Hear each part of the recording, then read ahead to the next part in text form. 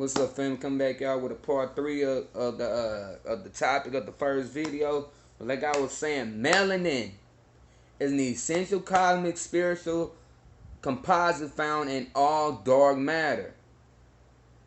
You got carbon is the basis for which all physical DNA is formed, composed of 6 electrons, 6 protons, and 6 neutrons. But watch this. Being as though you are of them, you are them, you are them, you are the of the likeness in the creation of the Most High. You are sons and daughters. You are God and goddess of the Most High. That you come from different planets. You come from Sirius, Orion's belt.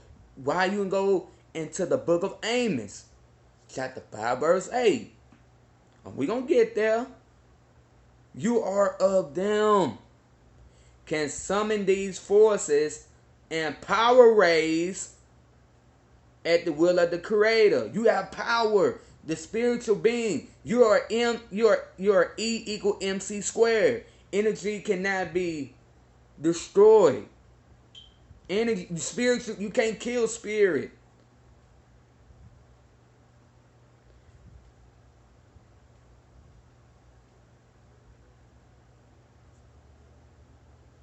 You are energy.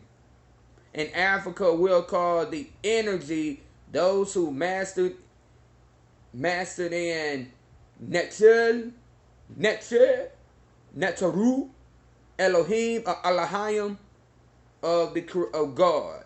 You, everything in aspect is of the Creator. You are the aspect of the Most High. Positive, negative. You know what I mean? Watch this.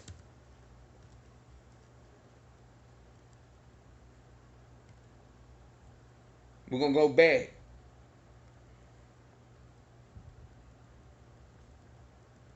Let's see here. We're going to go to dark matter once again. Once again. Dark matter is a form of matter that is thought to account for approximately 85% of the matter in the universe, in the solar system, in the universe, and about a quarter of its total energy density. The majority of dark matter is thought to be a non-baryonic in nature, possibly being composed of some as yet undiscovered subatomic particles, atoms.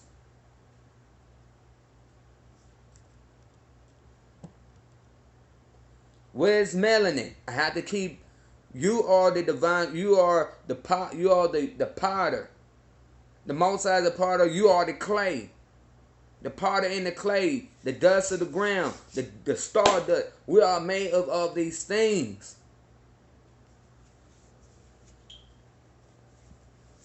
You are made of these things, family. So what is melanin? Once again, a dark brown to black pigment occurring in the hair, skin, and the iris of the eye. In people and animals, it is responsible for tanning of skin exposed to sunlight.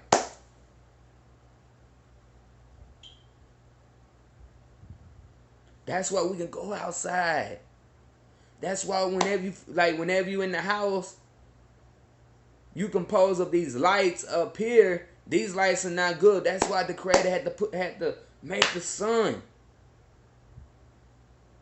So we can go outside, get refreshed, rejuvenate, have joy, come against that anger, all that bitterness. Because you got evil forces out here. You got demonic forces that want to tear you down.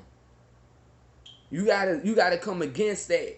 You have to come against heaviness. You have to come against depression. You have to come against suicidal thoughts that try to come to your mind. But just like I said, You had to come. You are God. We are energies. Family. We got to switch up the way we talk. How like you know how black man how y'all doing, man? Come with joy. Speak joy, happiness, standards, structure, the Godhead. The God and God, you call yourself a God, you call yourself a goddess. But you can't be calling yourself a goddess and you out here doing what's evil. You can't be calling yourself a God, you doing things that's evil, that's unrighteous. That's why a good tree produces good fruit. A corrupt tree brings forth good fruit. A good tree can't bring forth corrupt fruit. A corrupt fruit can't bring out good fruit. You can't do that. It's a balance. It's a balance. You have to always speak righteous. Don't let anybody tell you something. You know, you trying to meet son next you nine and trying to talk down on you where you flip their words against them. Like, nah, man, look, I don't have that. I'm a god. I'm a god. You know, on the females, y'all goddesses, y'all beautiful melanated creatures of the divine creator. If anybody's doing that because they have spirits on them that's controlling their mindset of their environment, heaviness, depression, got all these things going on, anger, jealousy, hindrance, trying to bring that same negative energy into your life whereas you can come against that. You don't have to accept everything because you are God. That's why you are the temple of the Most High.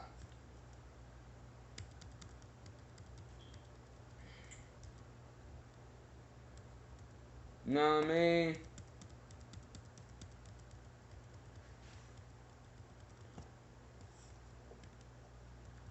Let's see.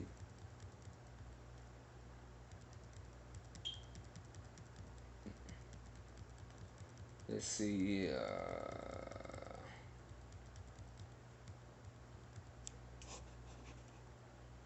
Let's go to one of my other PowerPoints. Let's see. You do not have to accept anything that what people tell you. Anything that's negative.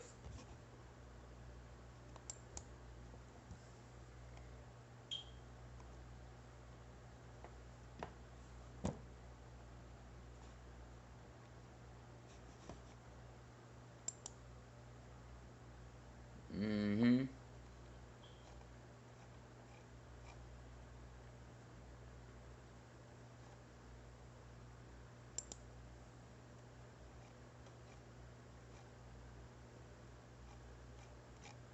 Let's see. See which one I want.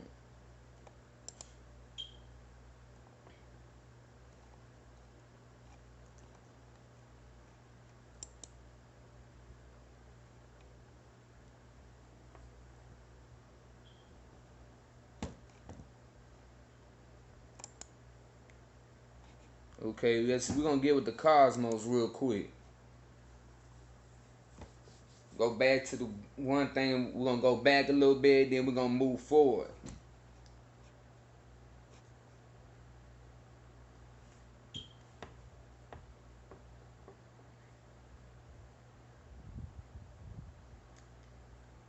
The cosmos.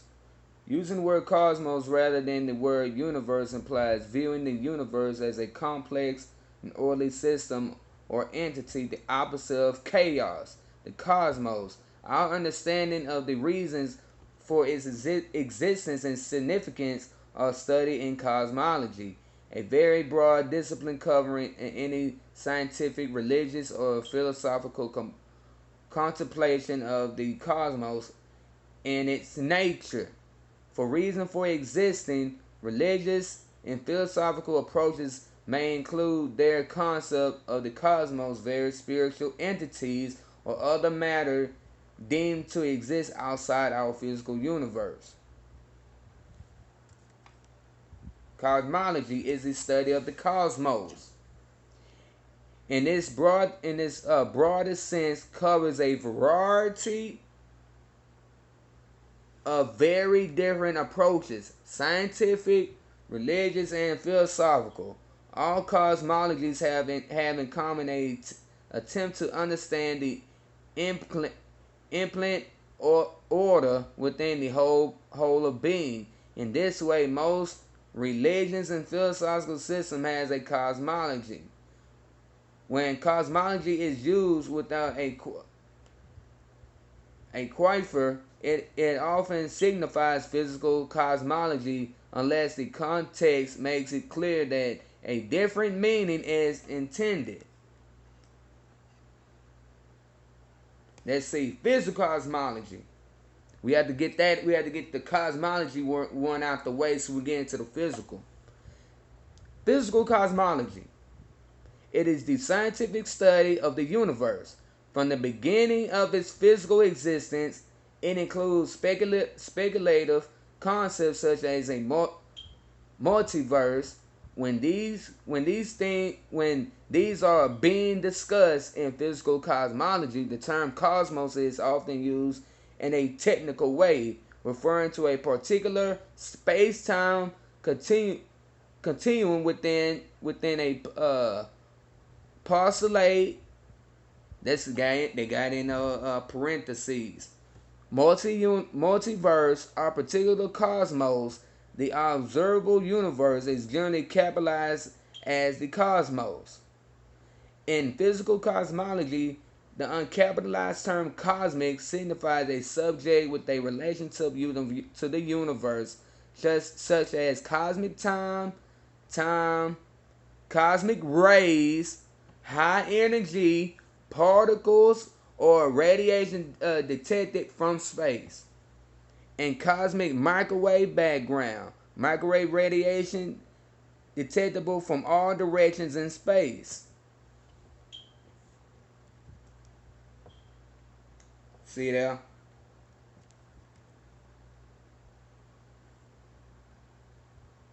You are energy, family. You are the. That's why the key. That's why I brought this out. Is there more than one God in the Bible? You have messenger angels. You have spirit guides. You have one. You got the one. See, look, they have to use the body in order to. You have certain people that's on this planet, in this physical realm, to help you to your destination, to your destiny, so you can build dynasties. So you can build dynasty, but then you have the ones on the evil or darkness side that's trying to bring you down. They gonna talk bad. They gonna bring words that's not helping you move forward in life. You know. So we're gonna get into. Let's see.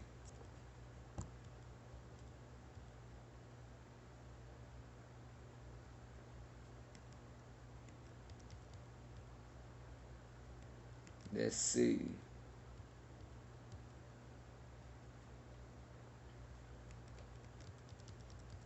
Uh,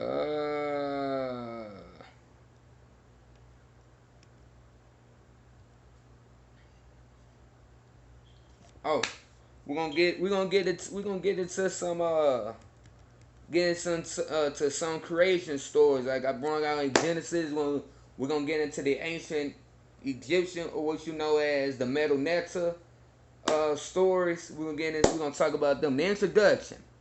With the popularization of the documentary hypothesis by Julius Wilherson and the publication of the Babylonian creation and flood stories by George Smith in the late 19th century, many critical scholars hold to a Babylonian background in the Genesis creation accounts. This fits well, of course, with the classification of Genesis chapter 1 verse 1, Genesis 2 verse 3, as P in their dating of its to exile, post-exile periods. However, Several more recent scholars suggest that Genesis chapter 1 to 2 reflects the Egyptian background as no as Yahuda says. You got Cyrus Gordon and James Honefer. They approach better respects to the Mosaic authorship of the Pentateuch and the Egyptian background of Moses and his original audience. The purpose of this paper is to survey the parallels between the Egyptian cosmology and the Genesis creation accounts that these four scholars have surfaced.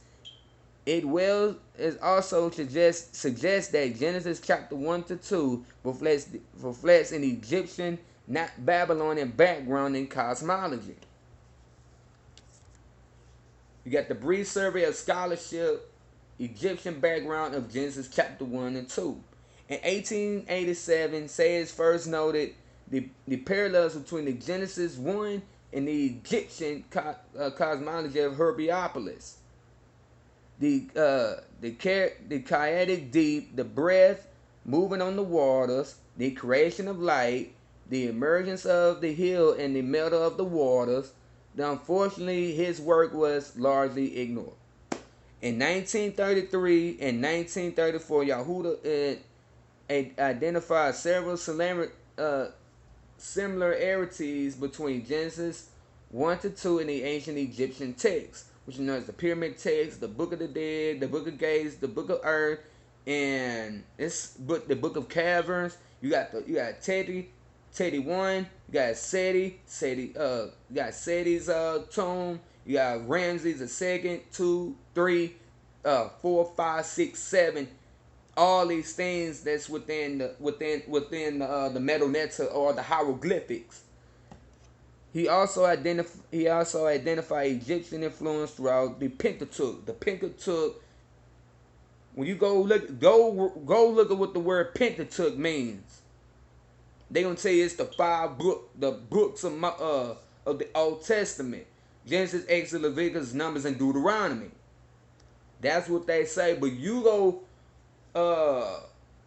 look up with the Pentateuch. Just the word itself. What does it mean? Okay.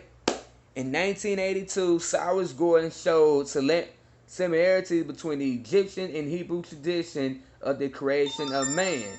He drew several parallels between the creation tradition of Canaan, the power of God, in Genesis chapter 2, verse 4 to verse 25. In 1983, James Honefer also identified several striking parallels between Genesis 1 to 2 and ancient Egyptian cosmology. First, he discussed the state of the cosmos as time when God began his creation.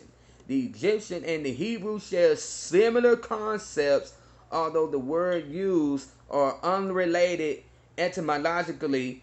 Second, Hohenfner mentions similarities between the initial acts of creation. Third, Hohenfner examined the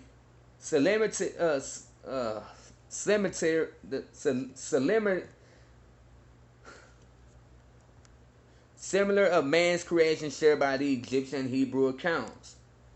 Brief survey of Egyptian cosmology, creation mythology. The ancient Egyptians, the ancient Cometians, the Kemetuans. I'm going to have to put that in perspective. We have to put the original name in perspective. Beliefs and concept of creation appear in various sources. Mean more than one. You got the Pyramid Text, the Coffin Text, the book of the Coming Forth Day, which is known as the Book of the Dead, the Memphite theology, as well as various hymns, wisdom texts, wall-based reliefs. The sources show that Egyptian cosmology is both uniform and diverse.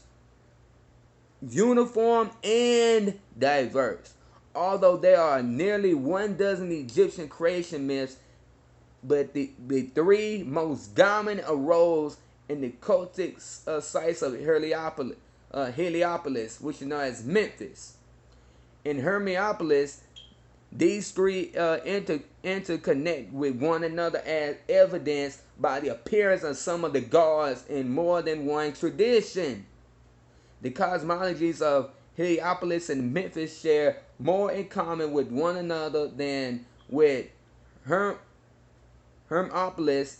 However, they all feature the similar concept of the pre-melt ocean. That's what it was talking about in Genesis chapter 1, verse 3, that the darkness was on the face of the earth, that the earth was out without form and void. You got waters. This was a spiritual kingdom. You got the pre-mill waters. You got the pre-mill waters, masculine and feminine energy. Genesis chapter 1 verse 26. That's why we created man, male and female created he them. So where was we at first? We are spiritual beings, are put in a physical form to live within this live in this dimensional realm, which you know is the 3D realm, where we once was on the 7th and 8th dimensional plane at first. No. Let's see. The cosmologies of Heliopolis and Memphis share more in common with one another than Hermopolis. However, they all feature the similar concept of the pre-middle ocean. I have to read it again so you can get a full understanding. A pre-middle hill in the deification of nature.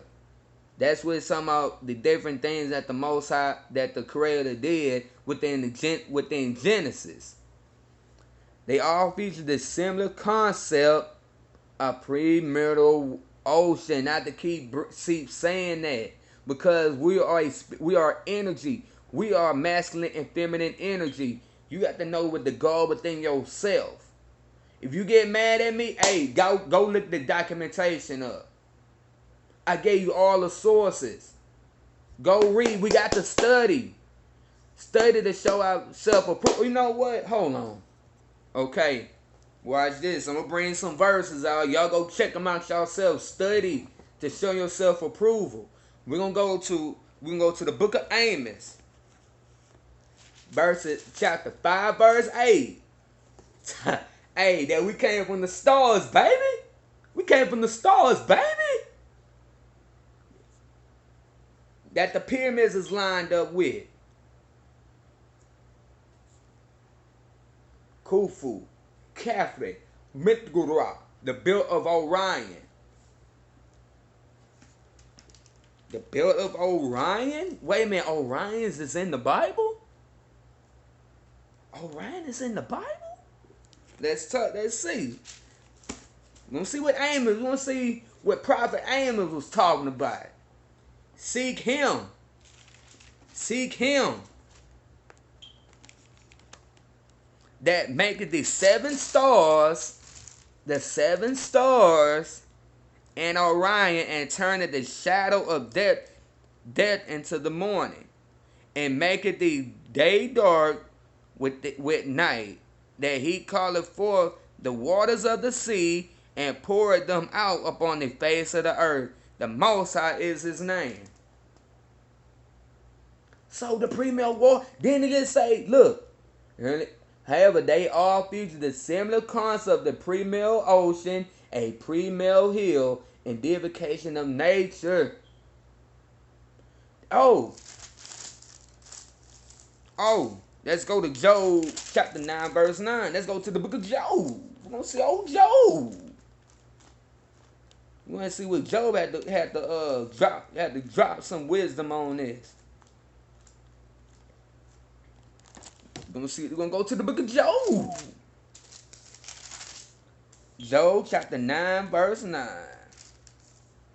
We're gonna go to verse 1 so we get the full context. Then Job answered and said, I know it is so of truth, but how should man be just with God? If he will contend with him, he cannot answer him 1 of 1,000. He is wise in heart, and mighty in strength, who had hardened himself against him and had prospered, which removed the mountains, and they know not, which overturned them in his anger, which shaketh the earth out of her place, and the pillars thereof tremble. So you got to remember, the earth represents the black woman, the womb. You know what I'm saying? Which commanded the sun in it rising not, and set up the stars. You are the which alone spreaded out the heavens, and treaded upon the waves of the sea, which make it, watch this, which make it Arcturus, Orion, wait a minute, Orion, and Pleiades, in the chambers of the south, which doeth great things, past finding out, yea, and wonders without number. Lo, he goeth by me, and I see him, and I see him not. He passes on also, I perceive him not, because it's in him. The Most High is in you. Let's go back up to verse 9, family. Wait. Let's go to verse 7 so we get the full context. Which commanded the sun, and it riseth not, and sealeth up the stars. Verse 8. Which alone spreadeth out the heavens, and treadeth upon the waves of the sea, which maketh Arcturus, Orion, and Pleiades in the chambers of the south. Okay, let's go back to the book of Amos, chapter 5, verse 8. Seek him that maketh these 7 stars in Orion.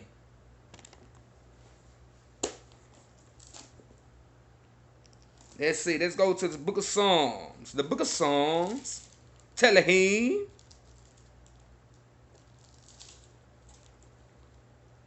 We're going to go to Psalms, chapter 104, verse 20. Thou makest darkness in his night, when all beasts of the forest do creep forth. Let's see. Job 38, verse 34.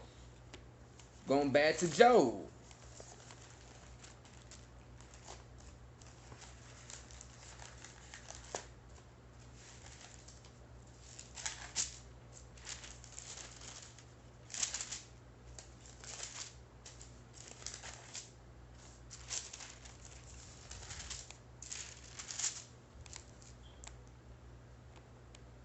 Canst thou lift up thy voice to the clouds, the abundance of the waters made over sea?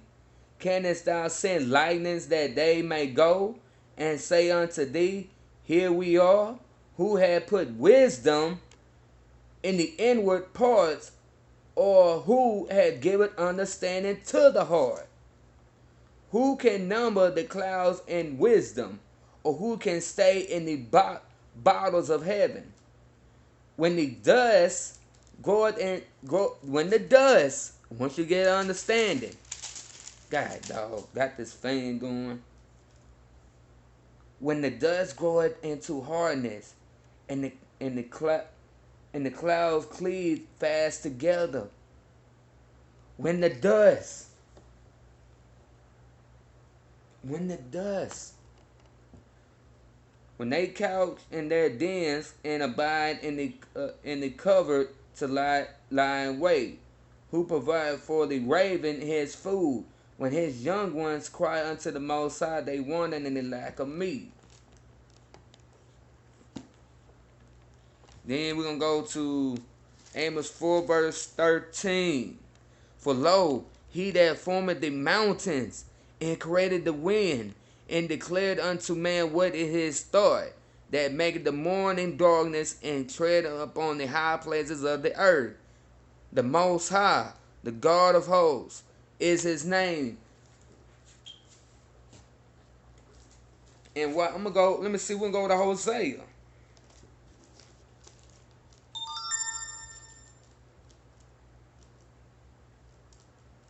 We'll go to Hosea because I got a scripture for that too.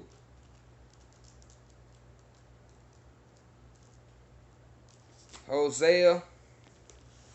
This is what the Most High say a lot about us.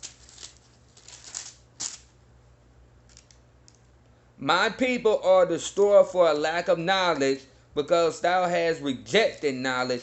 I will also reject thee, that thou shalt be no priest unto me, seeing that thou hast forgotten the law of the Most High, and I will also forget thy children. Because we don't want to do what the Most High say. We don't want to do what our ancestors wrote on the temples. Did everything that we supposed to be doing. But we out here doing foolishness. We don't want no knowledge. We supposed to be getting knowledge. Doing the will of the Creator that they put in the house in the glyphics. In the commandment, what we're supposed to be doing. We're supposed to be eating. We're supposed to be eating right. We're supposed to be meditating. We're supposed to be doing all these things that is supposed to help within us. You are God. Is there more than one God? Is there? I had to bring out scriptures to prove. But watch this. We're gonna go to 1 John. We're gonna go to the book of 1 John.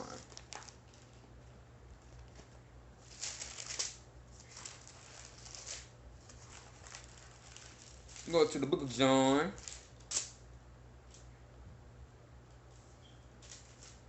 Okay. We're going to go to 1 John chapter 3 verse 1. Behold, what manner of love the Father had bestowed upon us, melanated people, that we should be called the sons of God, sons and daughters, God and daughters of God. Therefore the world knoweth us not, because it knew him not. Meaning other people, which we know that we all black melanated people always had concept of law. We always had a concept of the divinity. Where we had always had the concept of having love and joy and structure and discipline within ourselves and our culture and then within our dynasties. Beloved, now are we the sons of God, and do it not yet appear what we shall be? But we know not that when he shall appear, we shall be like him, for we shall see him as he or she is. And every man that has this hope in him purify himself, even as he is pure. Whosoever committed sin transgresseth also the law, for sin is the transgression of the law. But watch this. We're going to go to 1 John chapter 2, verse 3. And hereby we do know that we know him, that we know our Creator. If we keep his commandments, he that said, I know him, and keepeth not his commandments is a liar, and the truth is not in him. But whoso keepeth his word, in him verily is the love of God perfected. Hereby know that we are in him, that he said he abideth in him, ought himself also to walk even as he walked.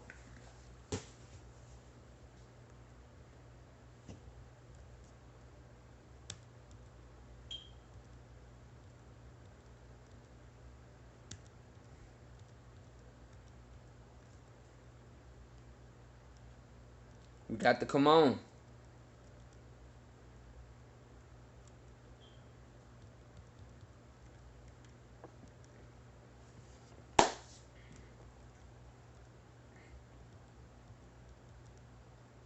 And then we got to come back into divine order. Divine oneness with our Creator. We got to go within yourself. We got to go within yourself.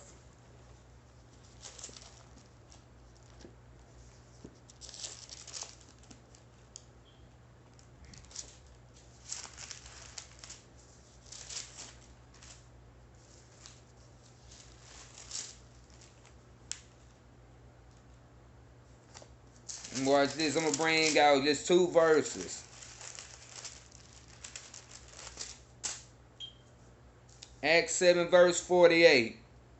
Howbeit the Most High dwelt not in temples made with hands, and said the prophet, Heaven, verse 49, heaven is my throne, and earth is my footstool. What house that he built to me, said the Most High, or what is the place of my rest? We're going to go to Acts 17 verse 24.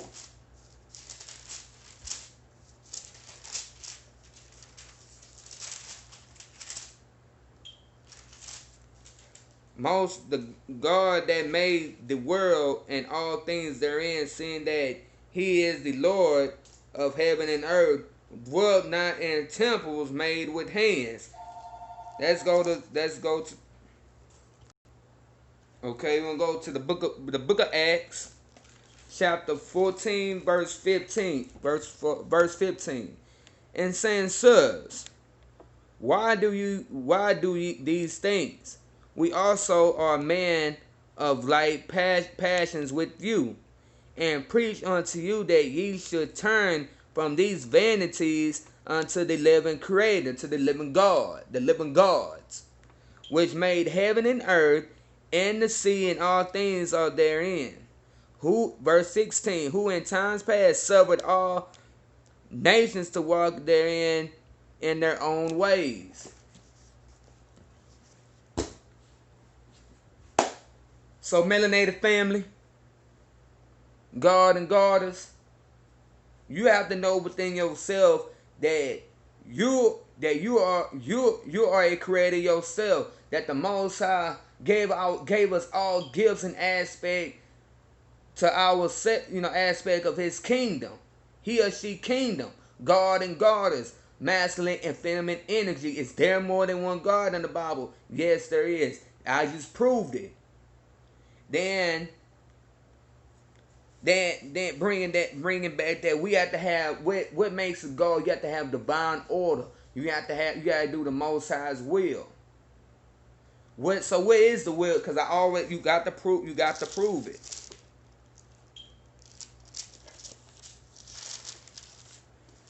I can prove it with the scriptures, and I can go to the text. They'll go to the walls too. But y'all not ready for them walls yet. Psalms 40 and verse 8. I delight to do thy will, O Most High. Yea, thy law is within my heart. I'm going to read it again. Psalms Telehim chapter 40 verse 8. I delight to do thy will, O my Most High. Yea, thy law is within my heart.